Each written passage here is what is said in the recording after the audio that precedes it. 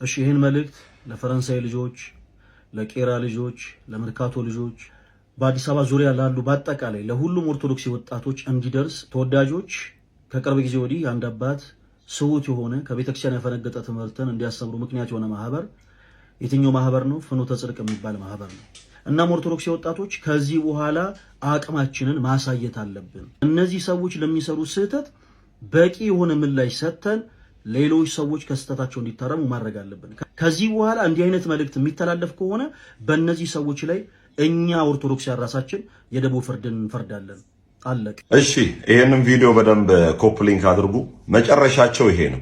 የክርስቶስ ኢየሱስ መንፈስ ከሌለ ከእግዚአብሔር ካልተወለድክ ሁሉን ነገር በስጋ ነው ማድረግ የምትፈልገው፣ በመግደል በማሳደድ የሆነ ነገር አመጽ በማስነሳት መጽሐፍ ቅዱስ ላይ ሐሳቡ ስለሌለ በአመጽና በውካታ የምትመልሰው ወጣት የለም በፍጹም።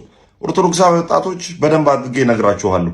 ማርያም ቤዛ ለመሆኗ ምንም አይነት ማስረጃ ስለሌለ ይህንን ወጣት ተጽዕኖ ፈጣሪ ብላችሁት ራሳችሁ ይኸው እንደ አለቃ ውጡ ግቡ እያለ የሚያሰማራችሁን ሰው እንደዚህ አይነት ሰው ለመስማት እንዴት ሞራል አገኛችሁ? እግዚአብሔር መንፈስ ከሌለ ውስጣችሁ፣ መጽሐፍ ቅዱሳዊ እውነት ከሌላችሁ ሁልጊዜ በጉልበትና ሁልጊዜ ባላችሁ አቅም የሆነን ነገር ለማስረዳት ለማሳመን መሞከር ይሄ ፈጽሞ የማይዋጥ ነገር ነው። ይሄ ትውልድ አትሸውዱም፣ በፍጹም አትሸውዱም።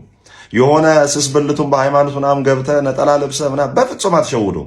አንባቢ ትውልድን በዩቱብ እንመጣለታለን፣ በቲክቶክ እንመጣለታለን፣ በቲቪ እንመጣለታለን፣ በፌስቡክ እንመጣለታለን። ውሸታችሁን እናጋልጠላቸዋለን። ዝም ብሎ አሜን የሚል ወጣት የለም። ግዕዙን እየተረጎምን ውሸታችሁን እያጋለጠን እንኖራለን። ወንጌል ብቻውን ያድናል። ኮፕ ሊንክ በማድረግ ለብዙዎች አድርሱ። ተባረኩ።